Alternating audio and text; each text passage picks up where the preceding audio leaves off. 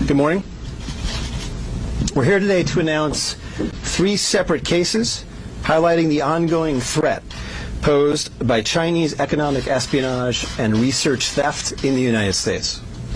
First, the arrest today of a Harvard University professor for lying about his participation in a Chinese foreign recruitment program.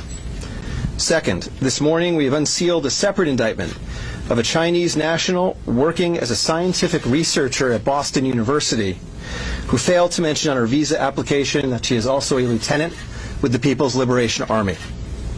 Finally, this office has indicted another Chinese national for trying to smuggle vials of biological material out of the United States to China and lying about it to federal investigators.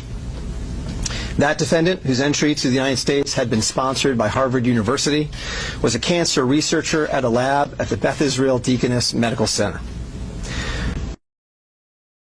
So, this morning, the FBI arrested Dr. Charles Lieber, the chair of the Department of Chemistry and Chemical Biology at Harvard University, for making false statements regarding his involvement in China's Thousand Talents Plan and his affiliation with the Wuhan University of Technology. The complaint alleges that Dr. Lieber signed a contract with the Chinese university in Wuhan and was paid up to $50,000 per month, plus up to $158,000 in living expenses, and awarded more than $1.5 million to set up a research lab at the Chinese school and work there on researching nanotechnology. Lieber also joined China's Thousand Talents Plan, according to the complaint, a Chinese government-run program designed to entice scientists and researchers in the United States to share their research expertise with China. At the same time, Dr. Lieber was receiving U.S. grant funds from the Department of Defense and the National Institutes of Health. National Institutes of Health spends up to $39 million a year funding medical research in the United States. Those programs required Dr. Lieber to disclose if he was working with, including receiving funding from, any foreign power. When questioned, Lieber hid his involvement with the Chinese entities, including specifically disavowing any connection to China's Thousand Talents Plan. Meanwhile, based on the complaint, it appears that China paid Lieber hundreds of thousands of dollars over the years for his involvement with the Chinese entities and for his work on research for Chinese gain. Also today, a federal grand jury indicted Yanqing Ye, a Chinese national, with lying on her J-1 visa application, making false statements to Customs and Border Protection, conspiracy, and being an unregistered agent of the People's Republic of China. According to court documents, Ye is a lieutenant in the People's Liberation Army, but she concealed her military connections while employed as a researcher at Boston University's Department of Physics, Chemistry, and Biomedical Engineering Center for Polymer Studies. The indictment alleges that a colonel in the People's Liberation Army and other military officers from the Chinese National University of Defense Technology gave Ye numerous assignments while she was in the United States, such as conducting research, assessing U.S. military websites, and sending documents and information back to China.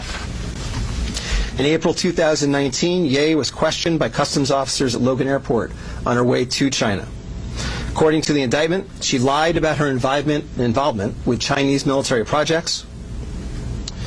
A border search of her electronic devices showed that Ye had compiled information for the People's Liberation Army about 2 U.S. residents with expertise in robotics and computer science.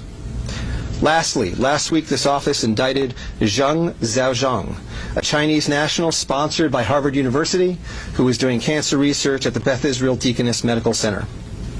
Zheng was charged with attempting to smuggle to Beijing vials of biological material, along with other research materials that he had stolen from the lab at the Beth Israel, where Zheng was working on cancer cell research. Before he boarded his flight, customs officers discovered 21 vials of biological material in a sock in his baggage.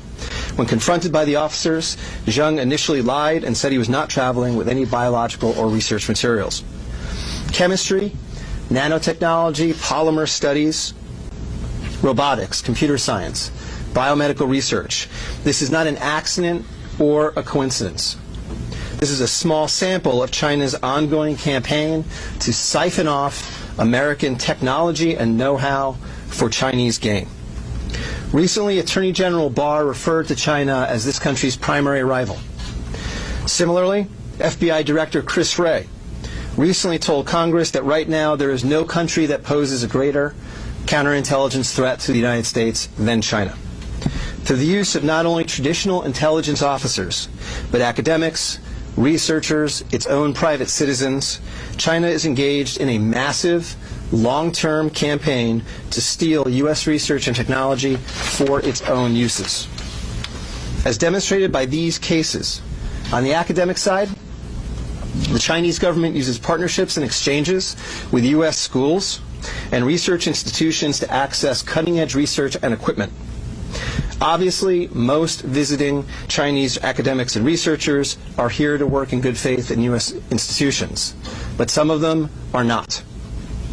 Some number have been incentivized by the Chinese government, either through the use of money or other means, to gather U.S. research and smuggle it back to China.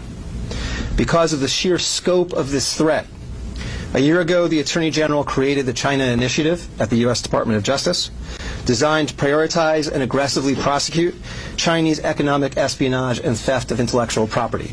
The cases we are announcing today are part of that effort. Boston is an especially attractive target for this kind of exploitation, and universities and research institutions and tech companies in this area must become sensitized to this threat. Our community benefits greatly from the diversity and talent of international visitors and our partnerships with foreign institutions.